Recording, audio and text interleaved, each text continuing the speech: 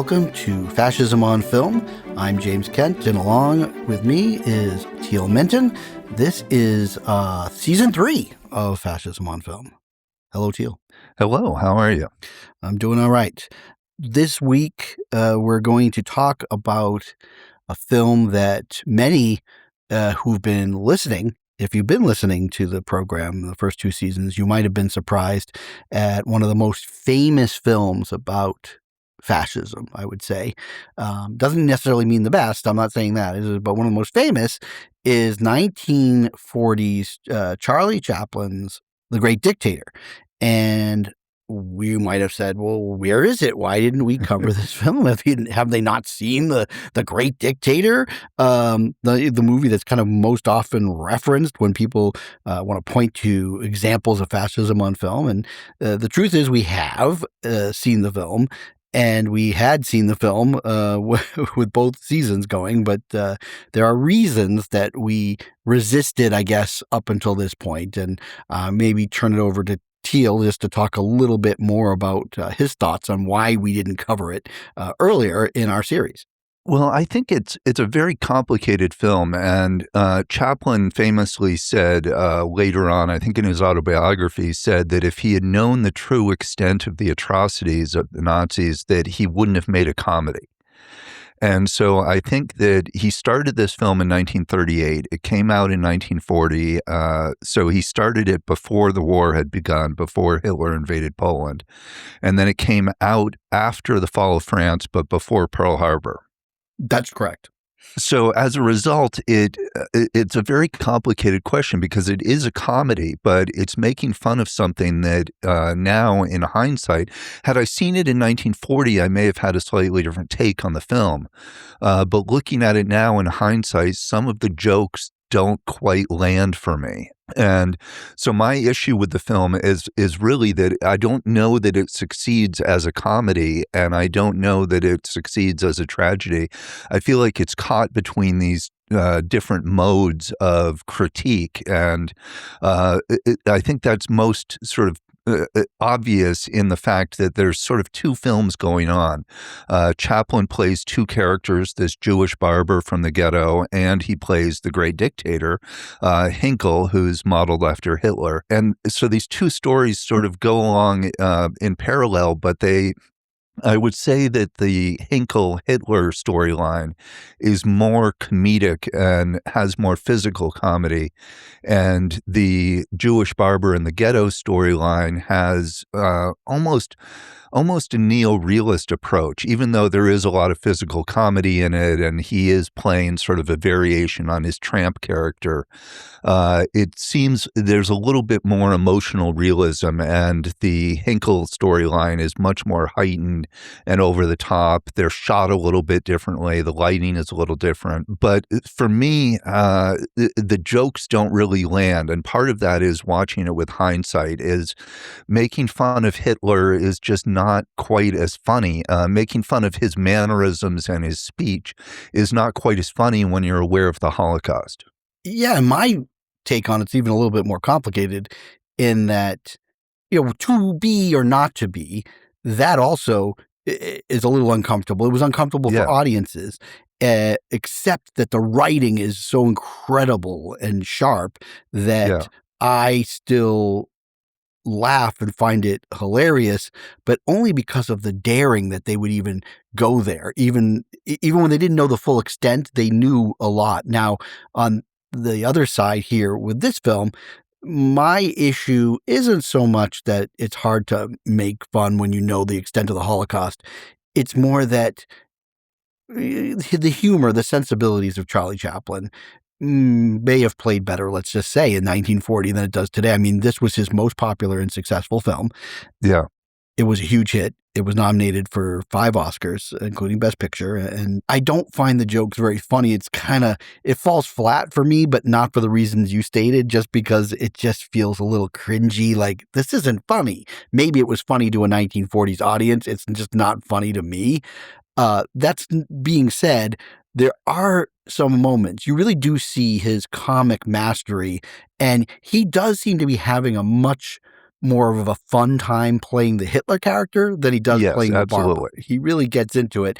And there are some moments. Now, there's this actor who I didn't know. I don't know who he is. His name is Jack Oakey, and he was nominated for supporting actor in this film. He plays the parody of Benito Mussolini, and he's Benzino Napoloni, the Digatici of bacteria. Now, see, I don't find that part funny. Like these like little names, like bacteria. Like maybe that was funny, like Adenoid Hinkle and Tomania, and all of these like little very wink, wink, nod, nod. Versions, like this guy who plays Hermann Göring is Herring, and all these names. They're not funny to me. It's a type of mockery that doesn't totally land for me, and I think in part because it's making it silly as opposed to it's not really analytical.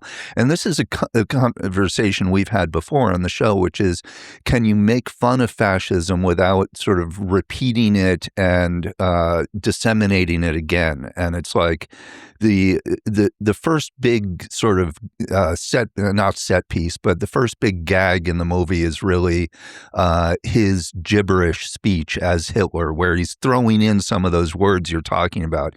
He throws in like Wiener Schnitzel every now and then, but it's mostly gibberish. And to get the joke, you have to have seen some Hitler speeches. So it's sort of like it's dependent on fascist spectacle already. So it's impossible to watch it without thinking of Hitler. Yeah. And I get it. In 1940, when it came out, I mean, he was, the topic of conversation.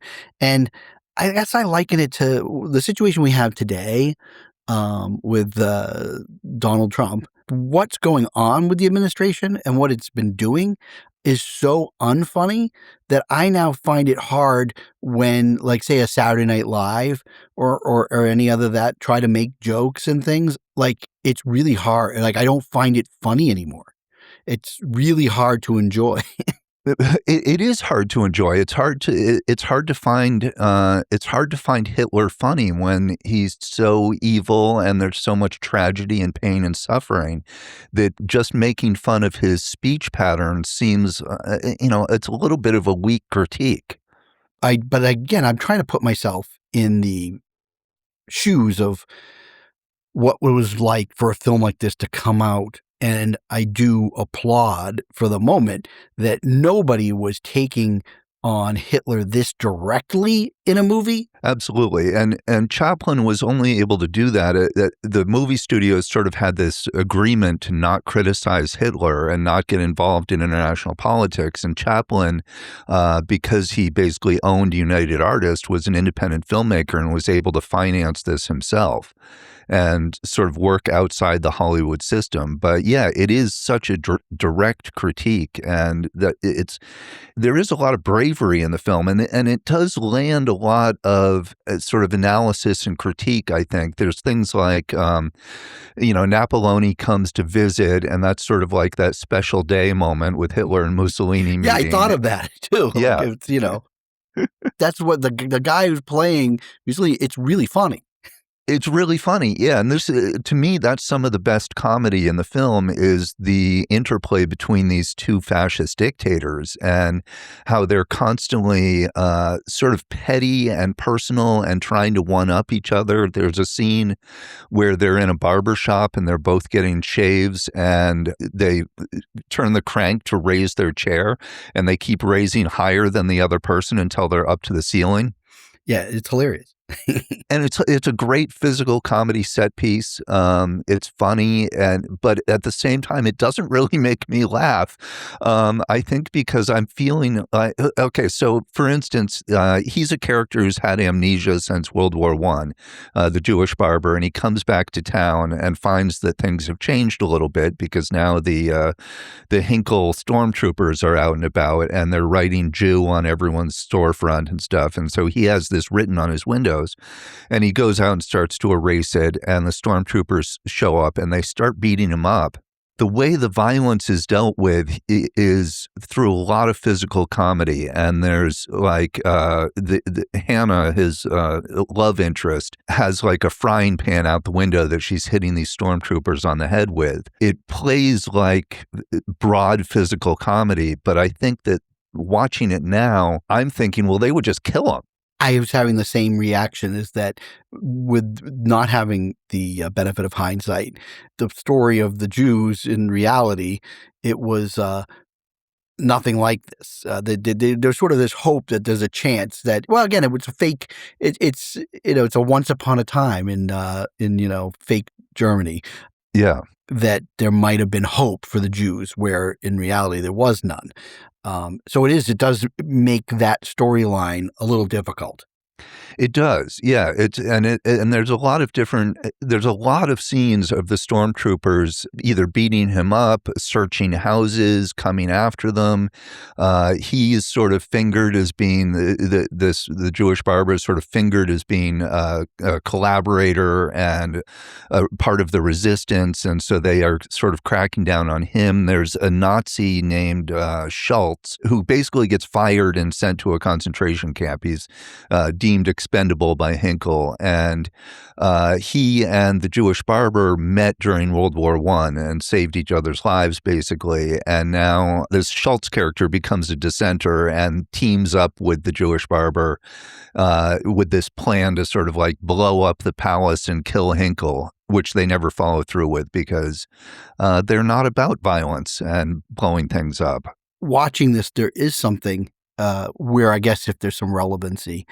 And you mentioned this a moment ago when you talked about that barbershop scene between the Hitler character and the Mussolini character, this insane one-upmanship. And I couldn't help but compare it to our own wannabe dictator, who is so petty and caught up with things like that, wanting to appear stronger than another person. Like the things that fill this person's day with what's important to him instead of what's important to the country. It does make him feel like almost like a caricature and a clown. Like I can't take that person seriously as a leader. And he doesn't seem that far off from the goofy shenanigans that Chaplin is portraying Hitler as. Yeah, and I guess the larger question is still, is that funny? Is humor an effective way to critique, or is it just sort of repeating and creating a counter spectacle? But you talk about, our current authoritarian leader and sort of the pettiness and the one-upsmanship and this sort of self-sustaining megalomania. And I think we really see that this very famous scene in this film, which is Hinkle, the Hinkle character playing with a balloon of the globe. Yeah. And it's a really beautifully done bit of physical comedy. Again, I don't find it funny, but it's done entirely in private. There's no one around watching him, and he's just playing with the globe as though it's a toy to him that he has total control over. And of course, it ends with the balloon deflating and him in tears at that.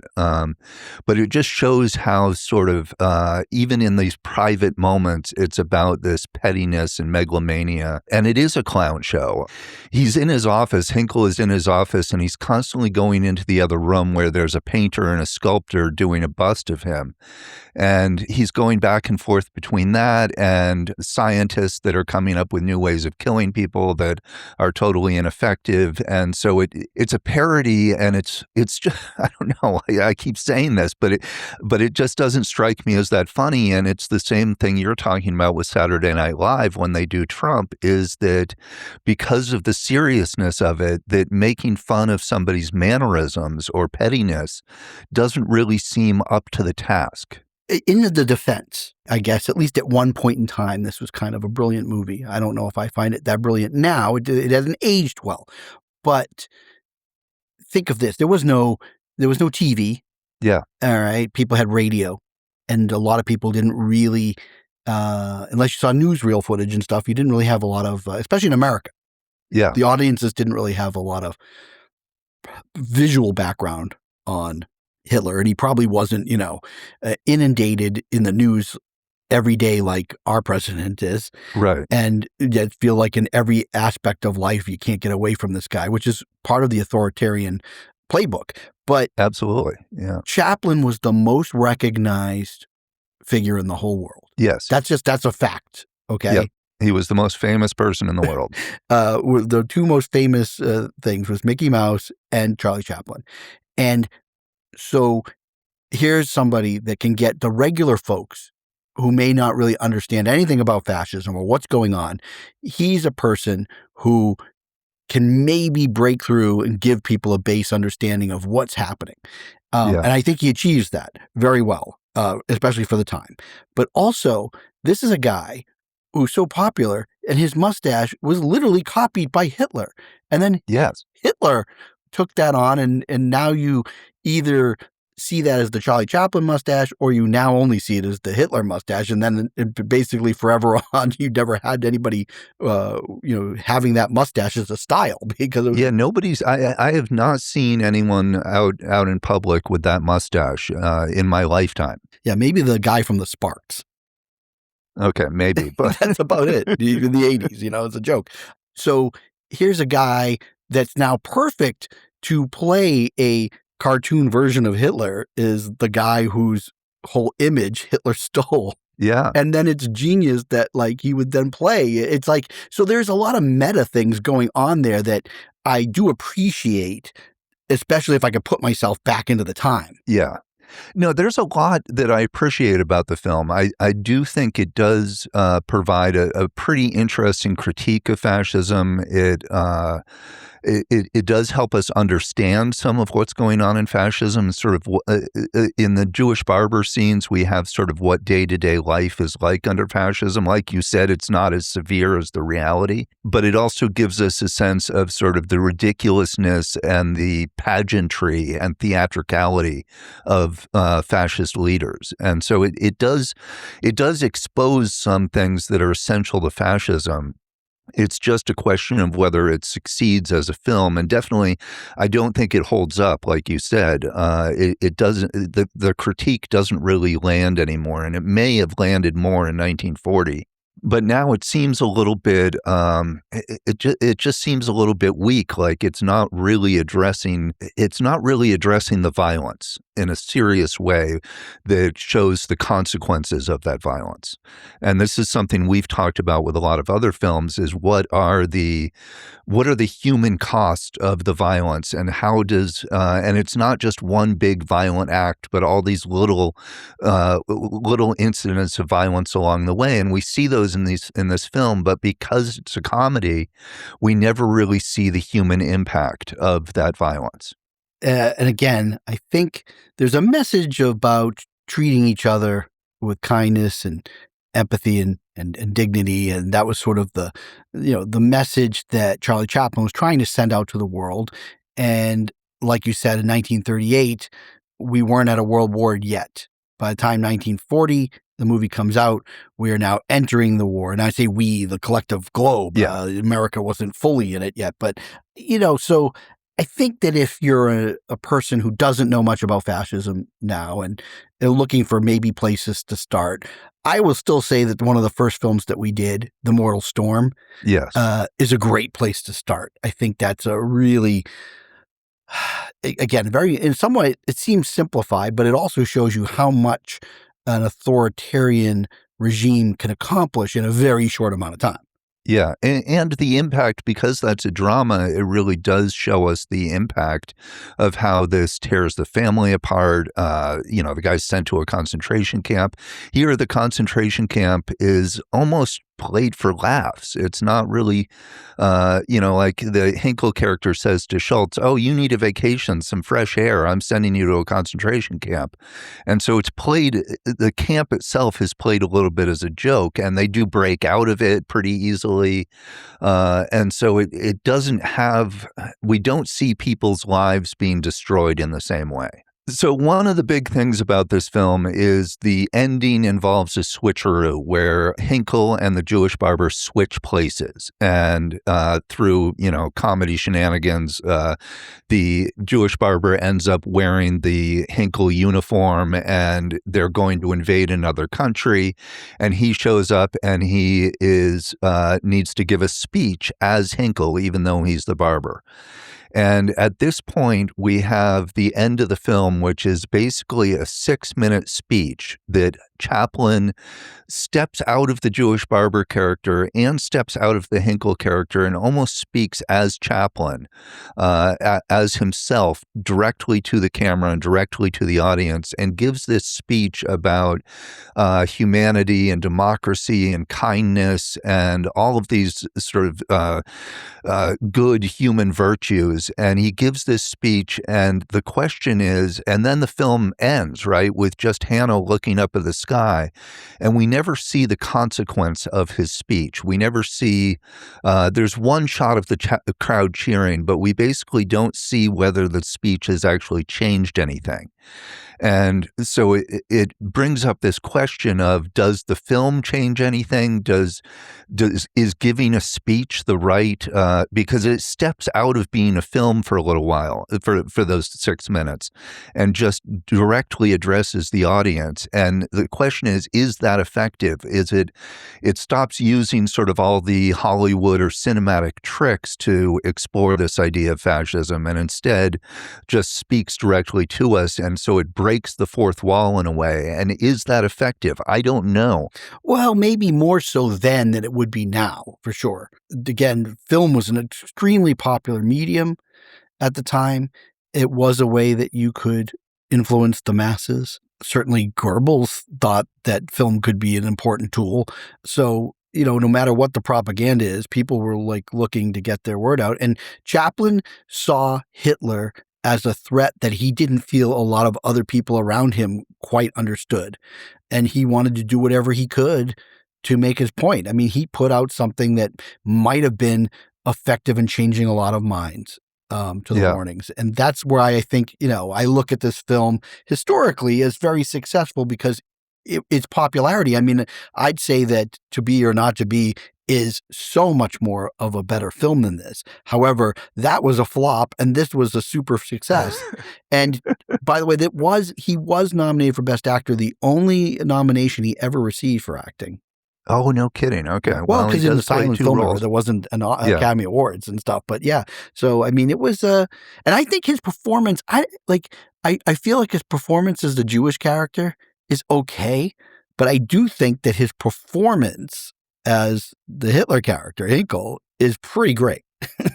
It is great, but again, it depends on us. It's dependent on fascists, on us, our knowledge of Hitler. We have to have seen a Hitler speech, and to know that. And so it's sort of this contrast to these two speeches. That opening gibberish speech from Hinkle, where it's all form and no content, and there are no words. The words are just gibberish, and so there's no. It's like a mobilizing passion for the crowd, but there's no content to it. And then at the end, we have the speech that has content, but doesn't really have the mobilizing qualities of the sort of passionate delivery that the Hinkle character has. It's much more toned down and much more direct and much more human. But I just don't know if speeches are the best approach to countering fascism, and if just coming out and saying be kind to each other is enough. I don't know that it really. It seems a little sort of. It's a hopeful move at the end of the film, but it seems a little bit naive to me. I think you're stuck in the future versus you're right. And a couple of other interesting things. So one of the things that got him interested in this is some French filmmaker and him, they watched Triumph of the Will at the Museum of Modern Art. And I guess Louis Buñuel was there. And this guy, René Clair, this French filmmaker who saw the film, he was horrified by it. And he cried out loud, like, this film should never be shown or like it could influence people in the West kind of thing. Right. But Chaplin, on the other hand, thought it was hilarious. And he watched it many times because he just thought this is ridiculous. These people are clowns and idiots. But one thing that you have to keep in mind, and I think this is another thing that we just cannot today, and that's why we have to kind of go back and think about when this film came out. Chaplin was in silent movies. He never talked. Yeah, this was his first talkie. Yeah, and so his barber character was largely, for the first part, is silent, like his Tramp character. But then when he's a Hitler character, it's the first time that people are getting to see Chaplin act in a way with his voice. And then so the speech at the end is probably more powerful because people are hearing Chaplin speak to them. And here's a guy who was silent all those times. So, I mean, you got to think about, you're sitting there in a theater and you're like seeing a new facet of Charlie Chaplin that you never really saw. Who is the most famous man in the world at that point. And so everyone knew the Tramp character inside and out. And yeah, I think you're absolutely right. It's Chaplin making a personal appeal to the audience and to the fans and to the people who recognize him. Yeah, I feel like speeches don't really do it for me. And we've talked about this like in This Land Is Mine, where we have a big speech at the end. And I don't know that speeches are really the right counter move for anti-fascism. And, Hollywood, regardless of whether it's what it's tackling, Hollywood loves a big speech. They do. I don't know if it's as many in movies today. And it has nothing to do with this, but I'm thinking of a film that, maybe I got caught up in the time, but I think critics kind of jumped on it whereas it took a bridge too far, was the big speech in the courtroom at Tucker. Oh, yes. Yeah. That is a big speech. That's like that's a full 5 or 6 minutes. Yeah. And it's like, but there's lots of movies like that. Like courtroom movies love a big speech. Or anything that can kind of gestate a whole bunch of ideas at once and try to make a point to sell something to the audience in the film and the audience watching the film. Yeah, and I think that that's exactly what's going on with this final speech. And the question is, and I think the film intentionally leaves open the question of whether the speech has an impact or not. We don't see the consequences. We don't see the change on the stormtroopers. So we don't know whether the speech has actually worked. And of course, when the film comes out in 1940, we know that the speech didn't work, right? That Hitler continues to escalate and radicalize. But we also don't know how the story was going to end.